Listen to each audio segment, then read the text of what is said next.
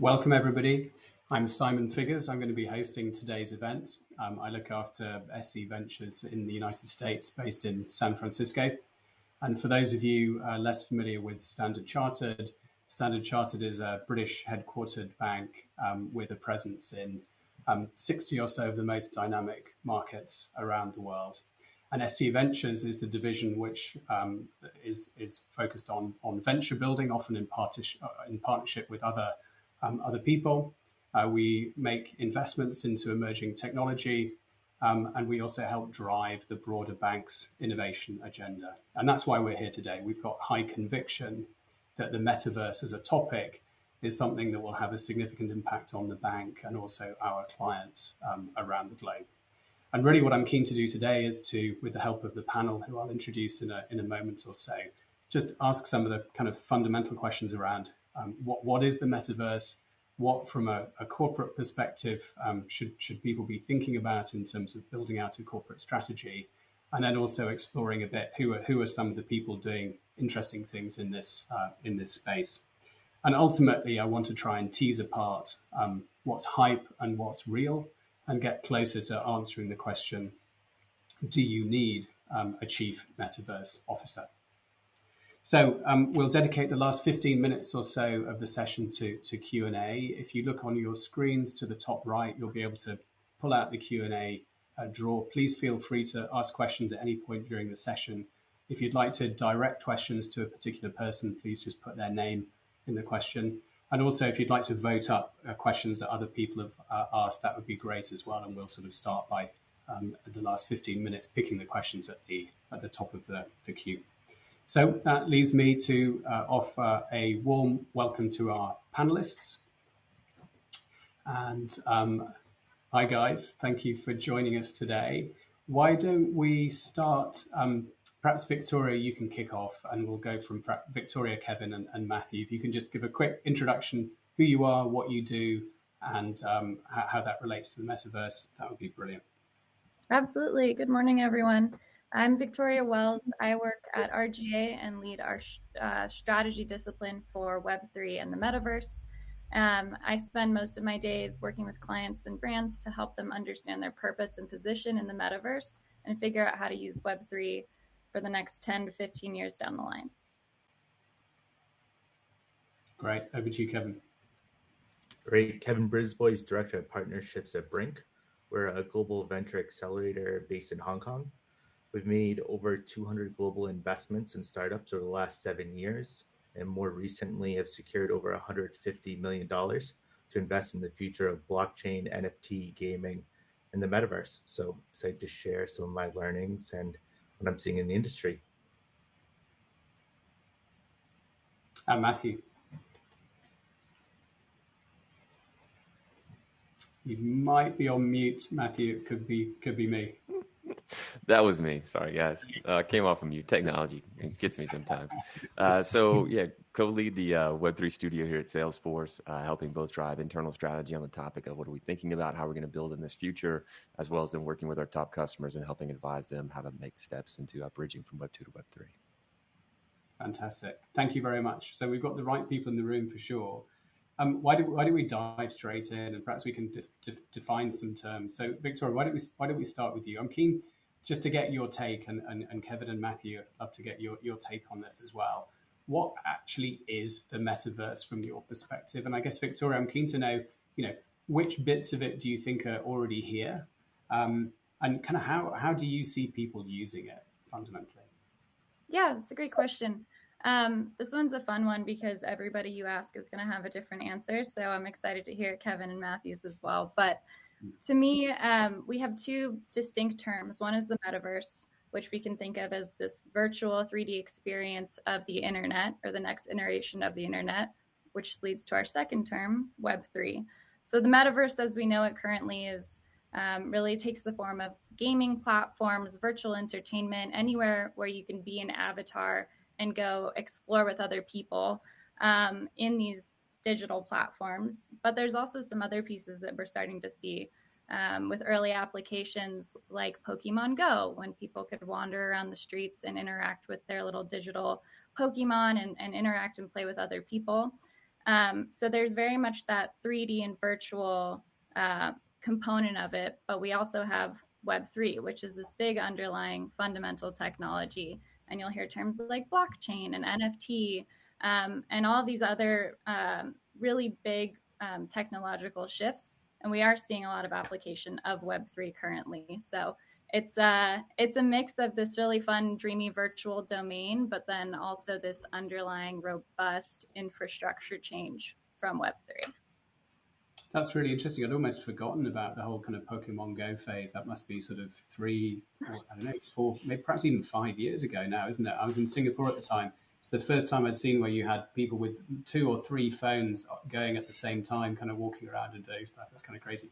Kevin, I'd love to get your take. And I guess to this point around immersive, how important is immersive? There seem to be kind of 2 different camps around how important the whole immersive experience is. Yeah, I think it's a great question. And I think at the moment, I don't see it as being imperative to the growth of the metaverse and a lot of these platforms. A big part of that is because the technology isn't there. Meta and or formerly known as Facebook are pioneering a lot of this technology, trying to move it forward. But the reality is there are some barriers of entry. If you don't have augmented reality glasses or a VR headset, a lot of those experiences you cannot access. So you look at platforms like the Sandbox, Decentraland, some of these metaverses that have grown in popularity very quickly. I think a big part of that is because although you are immersed in it through your computer device, you're not in a virtual reality world where you have to actually use a headset. So as of today, I don't see it as important. As that technology grows and becomes more adopted to users, it's going to create new experiences, and that market itself will grow substantially over the next few years. That's really interesting. I was just looking up the numbers. I was just trying to figure out where, for example, the Oculus compares with the kind of the iPhone and so on. And I guess 2007, something like 1.5 million iPhones. 2008, it was getting on for the 11, 12 million number, which is what the kind of rumors around the sort of Oculus, the kind of the Quest 2 are at the moment. I don't think there are any official numbers out there. Do you think that there's a sort of a tipping point from a hardware price performance point that lends us to, or leads us to think that sort of that growth curve is really going to accelerate? I think there was something today, an announcement by Oculus that they were starting opening up at least pilot dedicated hardware stores, certainly on the West Coast, I think in Burlingame, just down the road from where I am. What's your take on this sort of on how the hardware is going to really, or availability of hardware, or the people buying hardware is going to accelerate from this point? Yeah, so I think specifically around Facebook and Meta, it's going to be extremely important for them to figure that out. It is a core part of their business and the way that they're positioning in the market. From my perspective, I think they're going to try and get that price point as low as possible. They have a global user base of over 2.9 billion people in the world. So if they are trying to be the immersive experience in the metaverse, in their metaverse, that might be something where they might want to give the devices for free, knowing that keeping users engaged over the next few years, they'll get a payback on that tenfold. So again, I think there are some interesting opportunities, which I'm sure that they are exploring, but likewise, you want to give access to the largest community base and largest number of users. So in many times, a lot of these opportunities, they'll have immersive and non-immersive experiences and give that availability to all potential users to interact. So I think that's going to be really important moving forward. That's cool. And can Mathew, I add something onto that, Simon? Yeah, on the hardware piece, like let's be careful on comparing like growth rates of an iPhone to growth rates of a headset, because the utility is completely different. Yeah. Right. So, a phone is a core capability of a human's life. For that same level of utility to exist through a headset, we're years and years and years and years away, right? Like phone communication, directions, every aspect of human life is dictated through your phone, right? So the device is super critical. That growth rate was different based on utility. I don't know if we're going to see the same growth rate from headsets just because the utility is very different.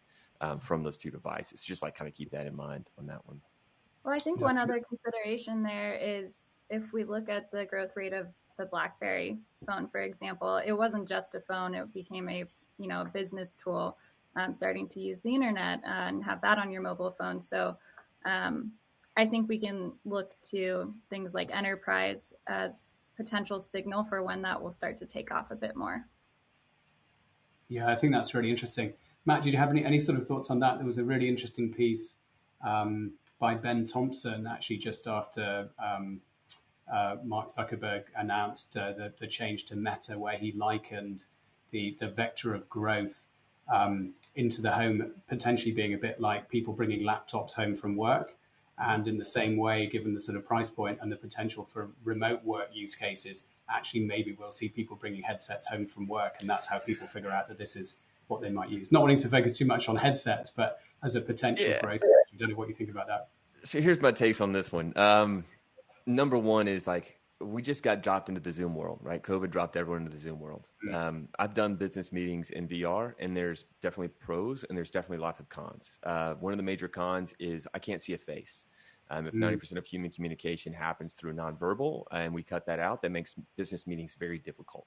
Second is just current technological limitations, which, being a technologist, technological limitations we solve very quickly if they're big enough and we have enough people trying to work on them. But a headset is a 30-minute lifespan. I mean, I gave a keynote in a Metaverse and got kicked out because my headset died, and you can't literally plug the thing in and use it at the exact same time. Oculus fixed that, right? So there's limitations with the technology. The next is, it's so new, it's novel. So if we put customers into one of these meetings in this Metaverse, it's a very novel experience, and we're using it as a novelty at this point, right? CEOs are coming in like, oh my God, this is cool, and it can open up ideas of what is possible. But, are we looking at teams running meetings in a full Metaverse experience? The answer is no. For a long time, we're still going to stay in a video format. And I think that goes back to the original question of how do we define Metaverse, right? Like in a strict definition of Metaverse, I define it, Victoria, I agree, everyone has a different definition. My definition is super simplistic for strict Metaverse. It's a couple basic things. One is it's co-creation between the platform and the player, right? So it is a co-created world. Two, it has its own economy and currency. And three, it has deep social interaction. That's it. I don't put VR in there because if we look at what are the number one metaverses that people are getting into, like keeping out Web 2 or Web 3, just saying metaverse in general, it's Fortnite, Roblox, and Minecraft. There's 300 million daily active users, and most of those are accessing it from a phone or a tablet or a computer screen, not an immersive headset.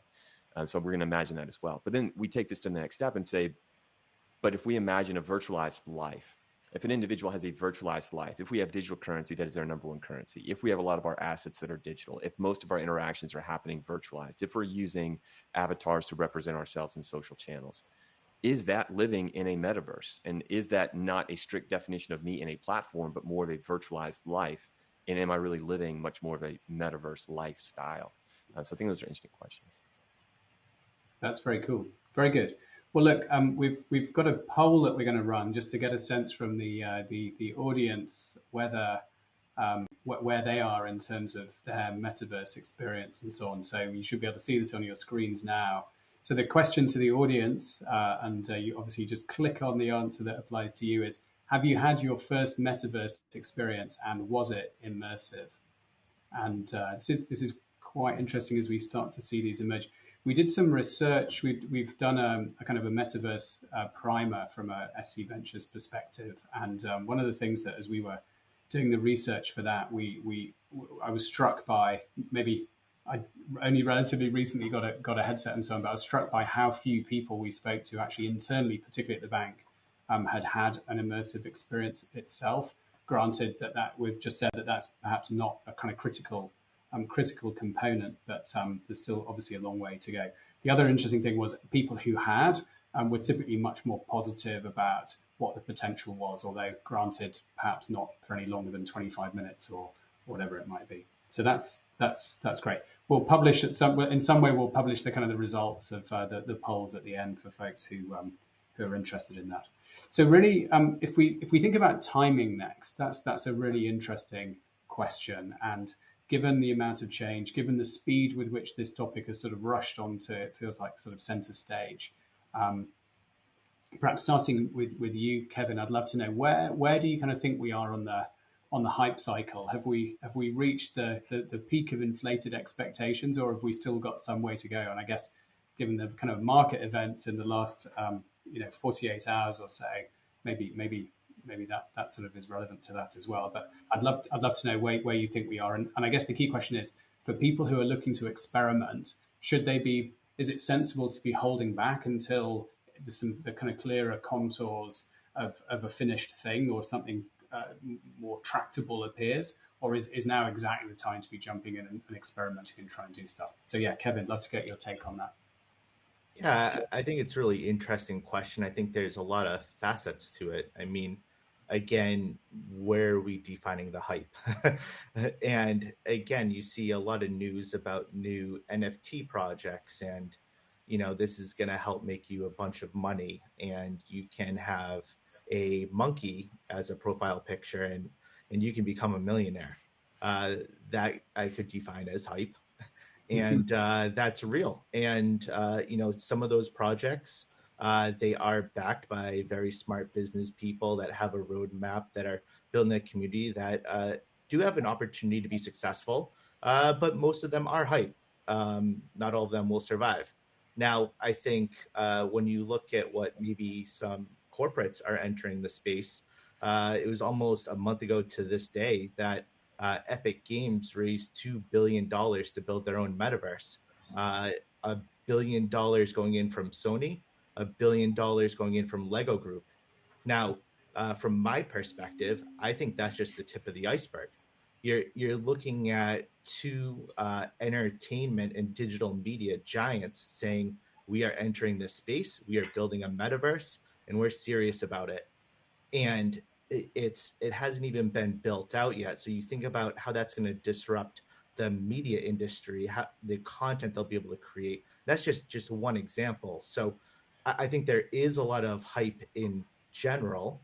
I think that you're also seeing a lot of groundwork and fundamental moves by bigger industry players that are going to be creating the infrastructure that in the coming years, you are going to see an even greater shift and impact. So for someone to explore, again, I think everyone needs to do their own research. From my perspective, not giving financial advice, but I don't know if it would make sense to experiment and buy into something when it's at an all-time high, rather than maybe when it's a little bit lower and the market's down. If there are opportunities you think are interesting, then yeah, it's an interesting time to look at projects. But again, I think it just depends on what specifically you're looking at, because there is so much happening in the space and so many different players. That's really interesting. I actually hadn't seen that Lego announcement, but that makes a lot of sense. I mean, they've been doing some really interesting things in the last few years.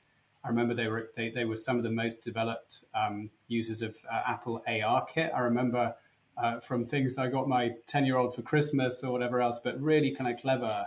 And I guess this comes back to Victoria, something we were talking about before. I didn't think I'd be able to get to say the word phygital so quickly on this session, but that's exactly what that Lego kind of play is, isn't it? It's this interaction between the kind of the thing that you build and manipulate in the real world, and then sort of augment it by having, being able to bring it to life and do other things, and then the social aspect. So that's really interesting. I actually I hadn't seen that announcement from Lego. That's really fascinating. And perhaps Victoria, on that, just kind of following on that, in terms of competing worlds and this kind of question around composability and so on. I mean, I would imagine, I don't know, it'd be fascinating to speculate, but I would imagine the Lego world, well, I guess what we've just talked about there could perhaps be a combination of different players coming together. But do you see this interoperability as being a key, or how are you thinking about that? And is that something that needs to become clearer again before people have to make choices about what platform what platform they develop for or interact with, and so on? Yeah. So, okay, I think there's a couple of things there. One, brands can either activate on a platform that already exists, like Decentraland or the Sandbox or even Roblox or Fortnite, or they can build their own worlds, right? So when I think about the metaverse, I'm very much a visual thinker. I just imagine this ever expanding space full of these little planets that are worlds built by people or companies, and it can just keep going forever, right? And so as a user, I should be able to portal around anywhere I want as myself with everything that I have and kind of just be this little traveler through Web3. So right now, we don't have a whole lot of protocols or standards set up for interoperability, so it's a bit tricky. In the short term, there's a lot of fun world building stuff to do, but over time, it is going to develop and utilize interoperability more heavily. I personally encourage that as a key part of strategy for brands and anyone building in the metaverse going forward, because even though it doesn't have a whole lot of utility today, it will very, very soon. So it's really about thinking, like, how can we start to play and explore now, and make sure that we're setting ourselves up to be ready to go when this technology is at that tipping point. And when it happens, it'll happen pretty quick. And so, Victoria, to that point around kind of, thinking about composability when you're figuring out your own corporate strategy, presumably that's more than just sort of thinking in terms of having a kind of an iOS, building something that is easy to port to iOS and also easy to port to Android. You're talking about just the actual concept of what you're building, thinking of it in terms of whatever assets are created or the experience being kind of essentially portable to different worlds, even though they may not be able to do that from day one. Is that really your line of thinking? Kind of, yeah. I mean, it's tricky. I think really what I'm trying to say is, like, if we look at the like technology capability, even if we can't actually do it now, right? Even if assets that we create can't be taken somewhere because the other places don't allow interoperability, we should still design for that. Yeah. And Mathew, is that, love to get your take. Are you seeing, is interoperability, I guess the kind of question was, the key question was, is now the time to kind of dive in, or do we need to kind of should corporates hang back? And then this is a further question around composability or portability between, if you like, platforms or whatever it might be. Yeah, in terms of diving in, I think the answer is yes, without question. You need to be testing. I think the question then is, what do you test? And so we talk about metaverse, and I think if we go back to that definition of, like, strict definition of metaverse was a very specific thing. And to Victoria's point, they act as worlds strung together in this ever expanding place. But that's not the whole thing, right? We use this term metaverse, which is really a subset of Web3, which Victoria talked about earlier. And it's, they're all tied together, right? So, like, you have to understand cryptocurrency. That's the currency of that world, right? So, like, you can literally start by testing, by allowing people to pay for your current products with cryptocurrency and preparing for that metaverse world today. Because you're going to have to answer questions in the back end, such as, can you even take this? What is your CFO's stance on this? How quickly do you hold crypto until you flip it to fiat? Right? There's 1,000 questions. Tax implications, like literally tax implications on digital goods, is a question the whole world is asking right now, and really no one has an answer. So, like, these are all things that we need to be asking and testing with today, and not necessarily saying, like, do I need to go and build a metaverse world? That may be a good thing for some brands, but every brand needs to be testing a couple of basic things, right? Like, how do we allow people to connect with a wallet? Like, how do they just allow them to connect natively via this, what will be the standard connection methodology of that world? Can we allow them to conduct commerce in the native methodology that will be the commerce methodology of that world, right? So there's, like, what can we test? We can test a lot of things without ever having to actually go into a quote unquote metaverse and build a world. But does that mean that some brands shouldn't be testing that? No, some brands should be testing that. Like, if your demographic is, like, consumer product facing, if you are a brand that is, like, existing Web 2 and you want to have a significant following in the future. I mean, there's a great statistic about sports teams. If the kid is not into the sports team by the time I think they're like 12 or 13, they won't be a lifelong fan of that brand. Well, where are those kids? Those kids are in metaverses. So if you're those teams and you're not in those metaverses, you've totally missed out, and your future is really in question, right? Like, so I think it just depends on who you are and what you should test and where you should test. But should anyone be everyone should be testing. That's really fascinating. That's a great analogy around football teams and so on. And it's funny. It reminded me of some of the work from a ventures perspective that we've done. We've been sort of reasonably active in the digital asset space, but relatively new to the metaverse. And it's interesting, just from the perspective of a regulated entity, exactly the things that you talked about are kind of a non-trivial. Even figuring out within the broader organization initially, who do we even need to have these conversations with? Whose approval is even required for this? And it's absolutely not clear in many cases initially. But just asking those questions, ultimately enough people sort of say, well, no, it's not me. Maybe it's this group over here. You can start to build that sort of institutional muscle, if you like, which over time gives you a kind of it helps establish some of the principles and so on. So that's super interesting. Cool. Okay. So I thought we'd do another poll here, poll 2, which is asking the question: is it the right time to be building and experimenting in the metaverse? And let's see how many people pick on the option at the bottom. Never, the metaverse is hype. And I think this time we'll keep the results up on the screen a little bit longer, and let's see what the responses are. So this is good. Okay, so we're just seeing some of the. We've got a couple of people. I prompted a few people to. Oh, okay. The percentage of never the metaverse is hype is going down. That's interesting. Okay, so there's quite a significant number, quite a high proportion, thinking that now is the right time. There's just this importance of having budget and resources. Any surprises from the panel in terms of the responses here? It's interesting that there's nobody thinks we should wait to 12 to 18 months. Yeah, I'm kind of surprised given the first question and the responses of how many people have actually been in this world. So it's kind of interesting to see that a lot of the people haven't actually been in this world, but believe they should be investing in it, which is just interesting. Maybe we've self-selected. I was going to say it's obviously late for you, Kevin. I guess it's the start of day for other folks. Maybe we're sort of self-selecting for people who are kind of into this thing. But it's quite significant response here. Victoria, Kevin, any thoughts from you? Sorry, go ahead. Oh, I was just going to say, I'd be curious to see if the numbers change if we asked experimenting in Web3, because to what Mathew was talking about, like a lot of what you were speaking to in terms of experimentation is like very Web3 versus the, ethereal metaverse. So personally, I'm excited that people want to experiment. That's great. Yeah, thanks for keeping us employed, folks. Yeah, that's cool. And then really the next question is all around and follows on from this one, all around corporate strategy, really. And each of you in different capacities, and we've touched on this already, are engaging with corporates or acting for corporates and so on in terms of figuring out what people should build, what the plans should be.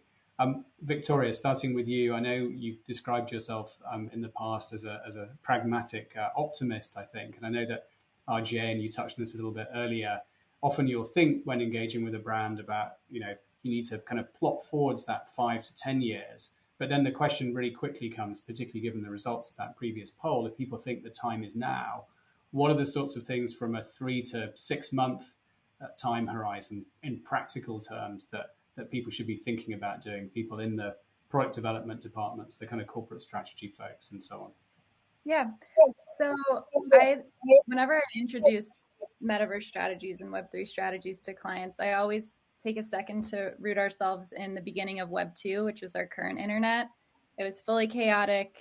The Facebook was called the Facebook. We had Hotmail and AIM, and building a website was insanely difficult and required finding some weirdo somewhere to help you code it, let alone uptake, right? So it's nice to kind of look back there and kind of really scope out where we are now. If we had the chance to do that again, how would we plan differently 15 years down the line, right? So I obviously don't have the answer to that, but it's a nice place to kind of root in as we look for these longer term strategies of where do we want to be in 15 years, knowing what the potential of this technology is and could be. And then how do we work back from there? So the first most realistic thing we can do, knowing what we know and having what we have, is to look at the brand purpose and promise to customers. What does our brand mean in the metaverse? If our product is a physical product that doesn't translate digitally, we have to get to the conceptual root of what that product stands for, right? We talk about, at RGA, we use the example of an energy drink company quite a bit. If I'm an energy drink company, what does that represent in the metaverse? So if it's a gaming platform, for example, maybe it's a power up, right? Or if it's maybe it helps you fly. So kind of thinking about brand and product and what they represent. And then how do we actually like address product development going forward? Do we need to? Is this just a space where we engage with communities, et cetera? And those are all things that we can do now. We can jump into the story, we can play around in the next 3 to 6 months, and we can ideally test and learn and build on every single one of those experiences. So a couple quick things that we're able to experiment with now are, of course, virtual experiences and gaming platforms. And then also looking at NFTs in a new way. So NFTs as utility, can we look at it for membership purposes? Can we start to play around with DAOs and community co-creation for our brand? Stuff like that, and just starting to explore what we currently have, because it's a lot more than I think we're aware of. So yeah, lots to play with. That's really interesting. Matt, keen to get your take on that, and also perhaps this angle about how to get buy-in as well. I mean, there's lots of strategies in sort of lots of strategy in PowerPoint decks, and fewer strategies actually kind of getting implemented. So if you've got any sort of perspective on getting buy-in as well, I'd love to hear about that. Yeah, so I'll take both of them. I'll do the first one first, then do buy-in second. So the first is what can you do in the next 3 to 6 months? Well, find your weirdos. Victoria, love that. Set up a Slack channel and call it the Web3 Slack channel, and find all of your internal employees who are into this. You're going to find out you have lots of employees. I've got an employee who has over 3,000 NFTs, no joke. And like, he's not on our core NFT team. But we definitely work with him and consult with him because we found him and he's a brilliant person. He's tied into all of these different systems. He is deep in DAOs, right? Yeah. So he is a wealth of knowledge, and you have those people too. You just need to find them. So create a Slack channel, make it an open conversation, and let your employees start to talk and tell you what they think you should probably be thinking about, because that's who you need to be listening to. They're deep, they're native, they're already thinking about this. I guarantee you every one of them is going to bed saying, how can I tokenize this company? What would that look like? What can I do? And they have thoughts. You need to hear them. Step one. Step two is start to have all those conversations with your key players, right? Your CFO needs to already be considering, how do we think about this? You need to have a legal team set in place of how do we think about this? They're specific to Web3. You need to start having those conversations. I'd say do those things first. And the third is start talking to your customers, right? Find out where they are. Ask them what their thoughts are, what would they want?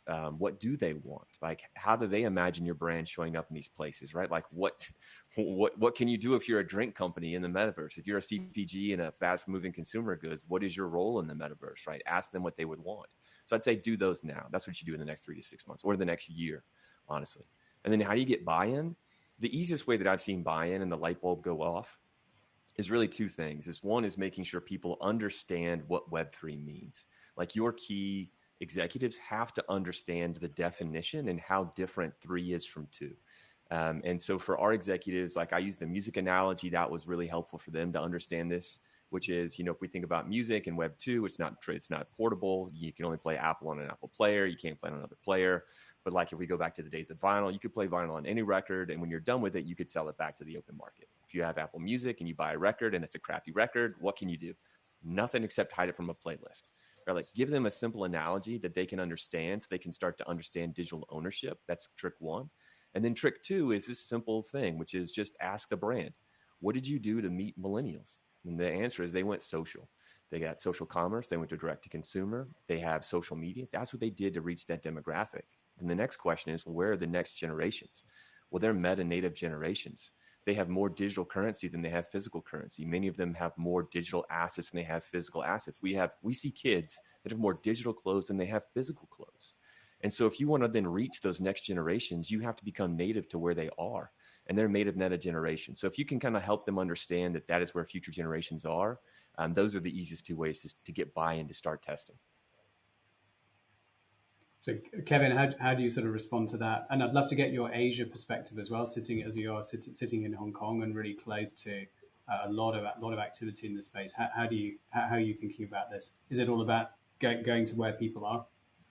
Yeah, I mean, I think Mathew had some really great points, and just some of the corporates I've been talking to, they have a lot of these questions. And, for them, I've been surprised at how they want to use the metaverse or Web3. I've talked to one of the world's largest physical door makers.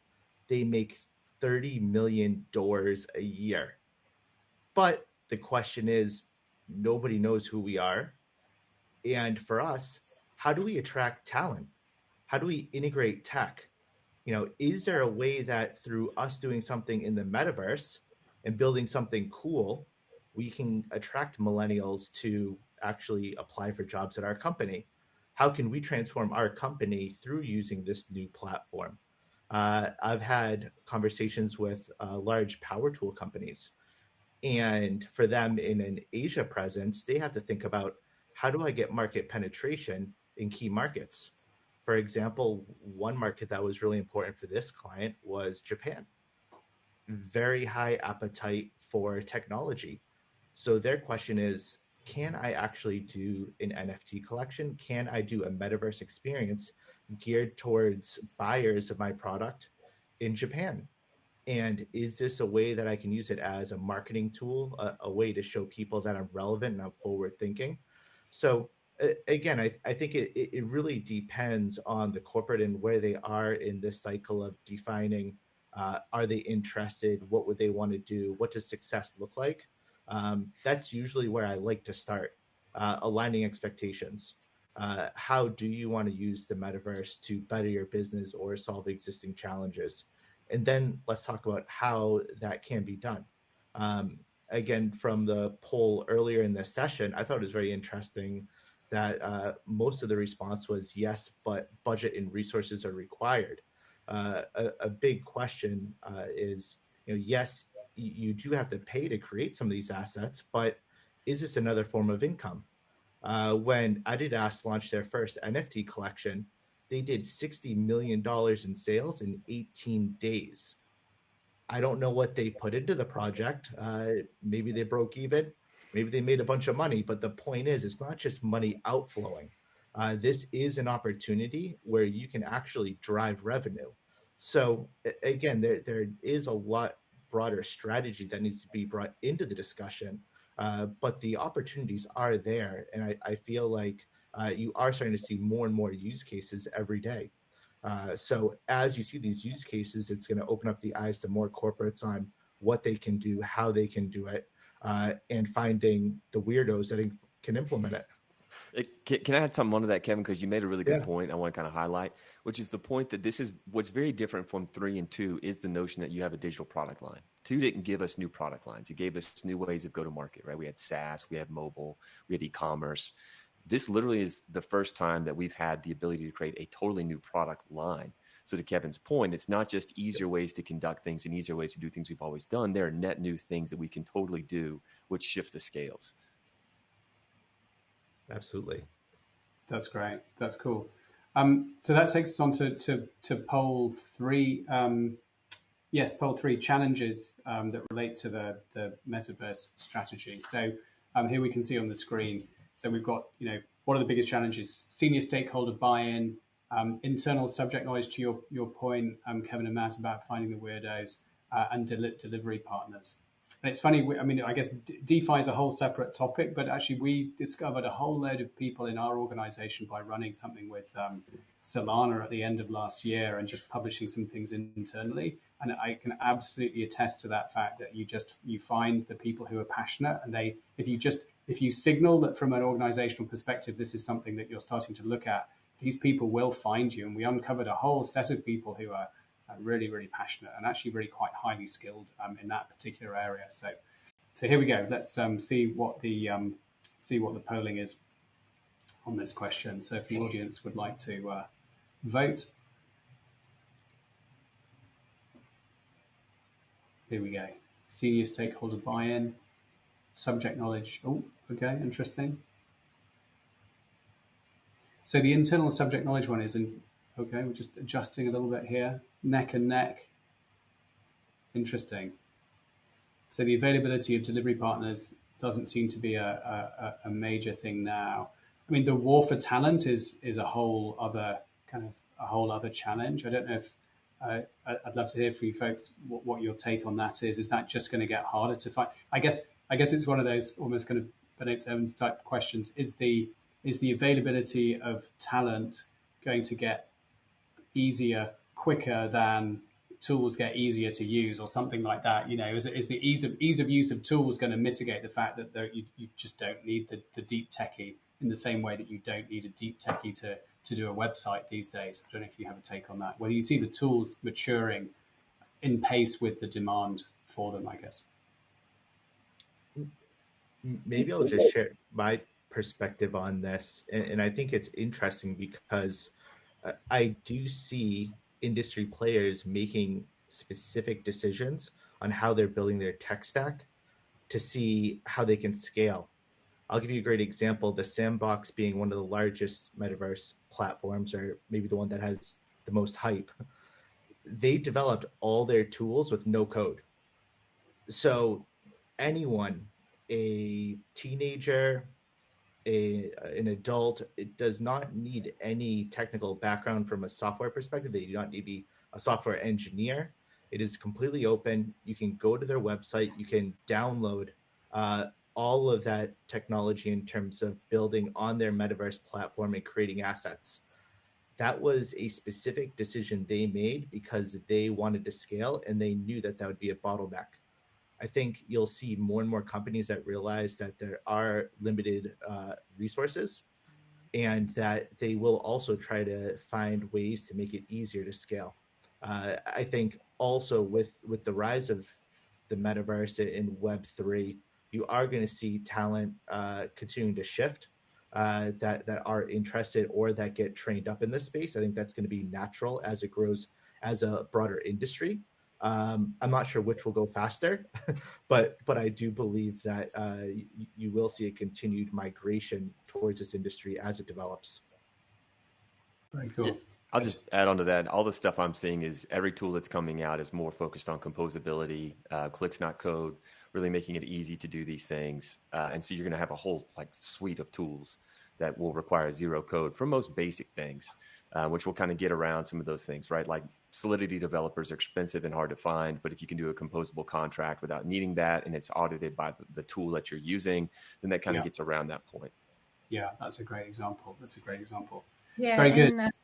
And oh, sorry, I have one little point to add there. I was just going to say that there are a lot of really great tools that are easy to use, but every single brand I work with has a completely different legal perspective on every tool. So I think that that's going to be the race there.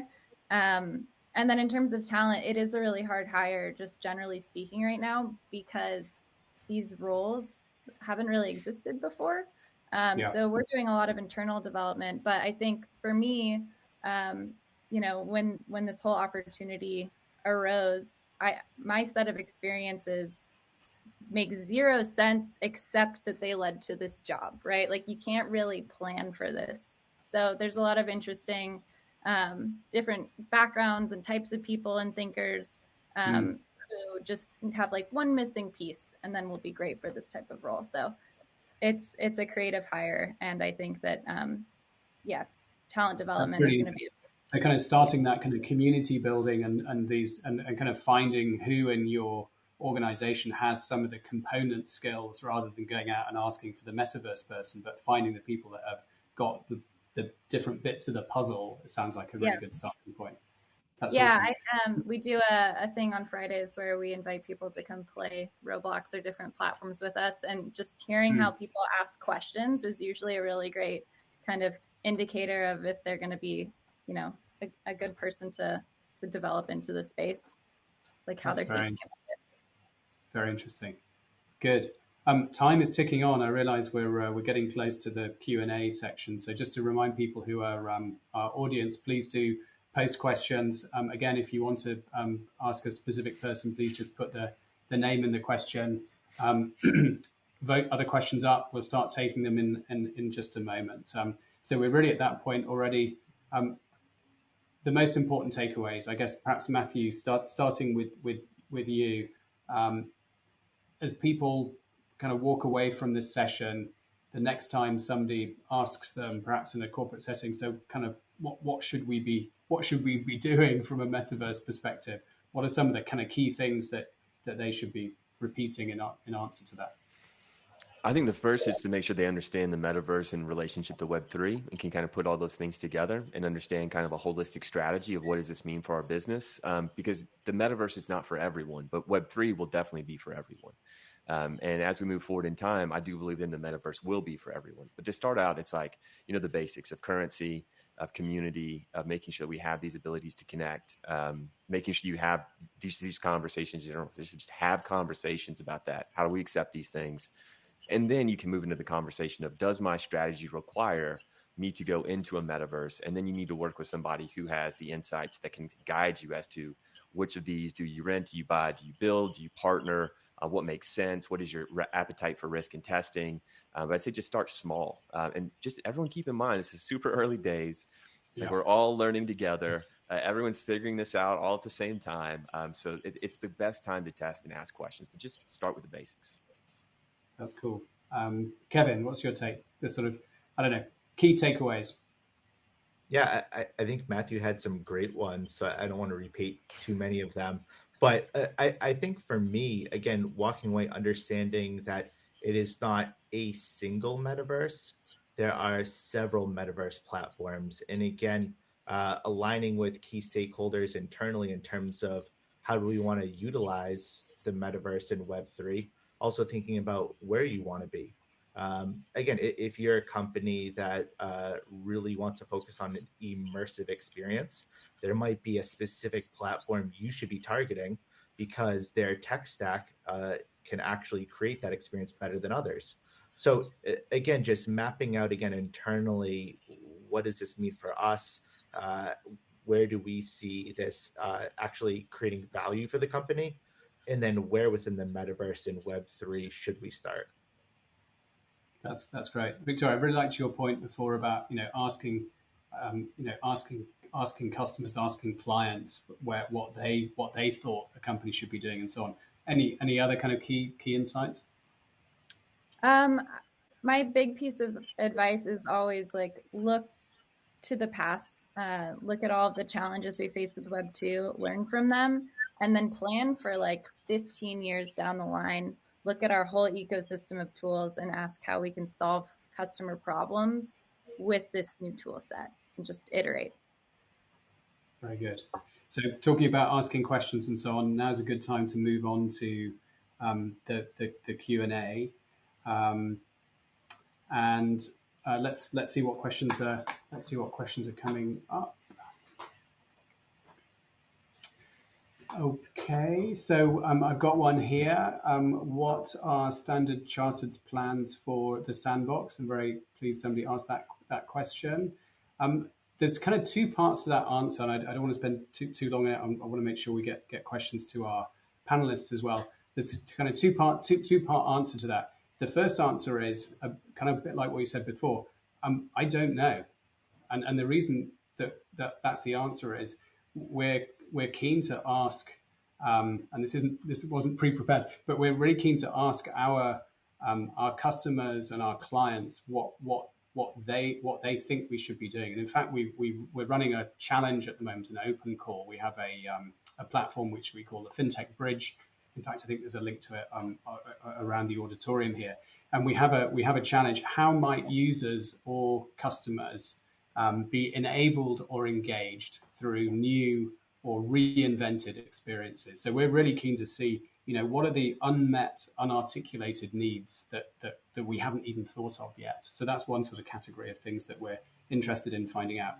And the other one is we have some sort of hypotheses, particularly if we think about, again, what the other panelists have talked about. If you think of Web 1 as being read, Web 2 read write, Web 3 as being own participate, and really this intersection of digital assets, which we as a bank are pretty active in, and this sort of intersection with the metaverse is a particular area of interest. But we should certainly factor in some of the things that the other folks have talked about today. So here we go. We've got a question here from Matt Cooper-Wright. Have the panel seen good examples of companies uncovering future user needs that can be solved by the metaverse tech beyond gaming, social enterprise? I'm hearing a lot of focus on how and less on why. Um, Mathew, perhaps you'd like to start with that. I don't know if you can see the questions. If you pop out this on the side of the screen, you might be able to see it as well. Yeah, it's popped up on the screen. So I guess the question, the underlying belief I hear have, Matt, is the question of why. Why are we moving to these places? Why are we doing these things? Not necessarily how. So kind of that's a core question. And then going back to that, how do you get buy-in? You have to answer that question. So you got to have business case, and there's a different business case for each company, depending on who your audience is, depending on Victoria's point. What is your brand purpose? What is your brand? Who do you stand for? What do you do? What do you deliver? And how do you deliver it?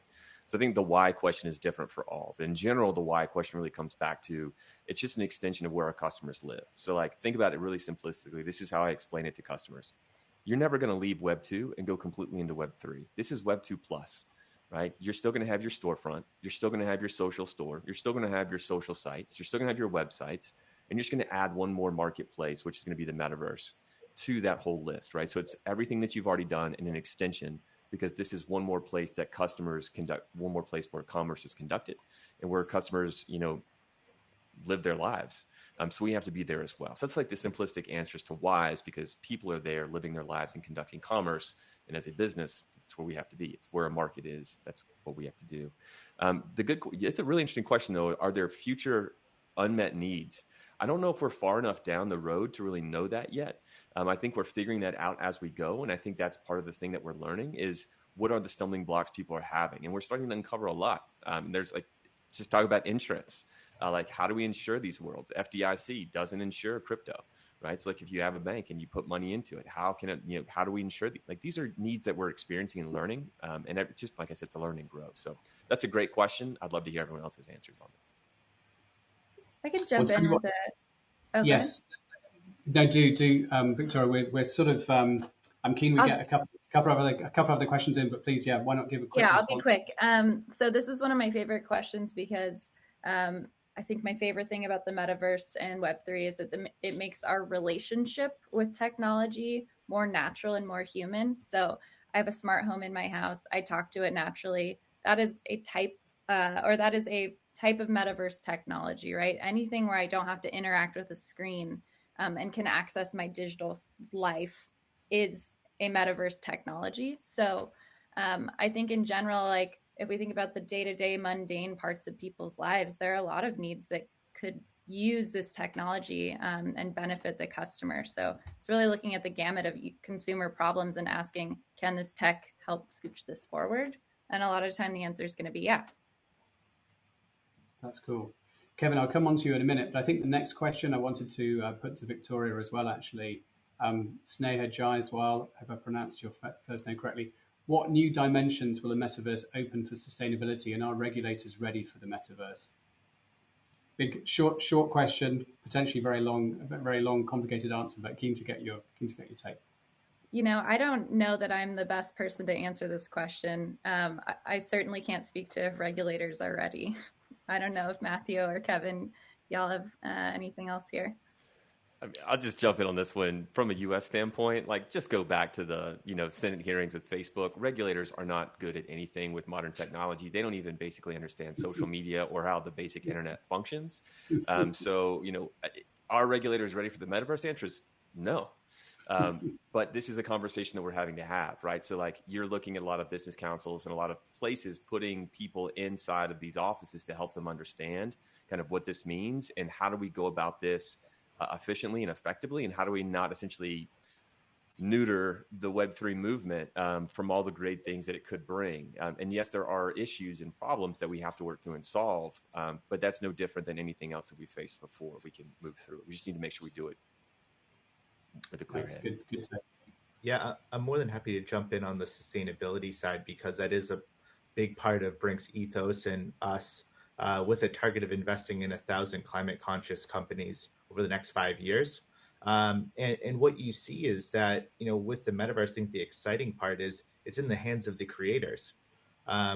Again, I've backed NFT projects where they give a percentage of their profits to ESG initiatives or nonprofits or other sustainable actions that they think are important. So the reality is that whether it is a specific metaverse focused on sustainability, or potentially you could have a district within a metaverse focused on impact and driving sustainability, all of this can be created when you bring together the right partners, and I know that there are partners that are very passionate about this. The tools, the resources, they're all there. It's just a question of who and how they want to implement that. So I think in a sustainability standpoint, there is quite a bit of opportunity there in that space. Yeah, and I just want to add to that really quickly, Kev, because I think this is super fascinating. But the smart contract is going to rewrite the ways of how we think about funding nonprofits. And it already is. Like, to what he's talking about, if you're not familiar, every time one of these digital assets is transferred, you have the ability to then say who is paid out and how much. Those are royalties. Most every project, and specifically from a corporate standpoint, I have not seen a single corporation launch a project that does not have some type of consideration for a nonprofit as a part of that project moving forward. And so that is going to open up the doors for a big change in like how we think about not just sustainability, but any nonprofit functionality in terms of how we fund them, how we work with them as brands, and how they then interact in the world. So I just think that's a super cool aspect. That's great. We've got so many questions and we've only got about a minute to go, and I really want to be respectful on people's time and folks who've got meetings back to back and so on. So I think probably what we should do, just as we're coming to the end of the hour, I'd love to run the final poll, which is just to ask the question of the audience. Do you need a chief metaverse officer? And just as people are voting on that one, I'm really sorry to all the people that asked questions that didn't have a chance to get around to, because there were some great ones there. So thank you for those great questions. I hope this session has contributed to some of the kind of key questions around, what the metaverse is, different options that corporates have to start exploring strategy and so on. And we're just in the process here of sort of answering how close we might be to actually needing a chief metaverse officer. So just as we come up to time here, thank you very much indeed to our panelists. It's been a great discussion. We should have scheduled more than an hour. So thank you for your contribution, Kevin. Thank you for staying up late. Thank you, Matt. Thank you, Victoria. And I just want to also thank our SC Ventures production team and our friends at Silicon Foundry for the work they've done helping to produce this.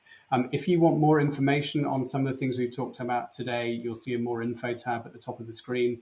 I'm sure there'll be a way of reaching out to the panelists as well. We can help people do that. And there's a couple of links to the report that we talked about before, the Metaverse white paper. So thank you very much.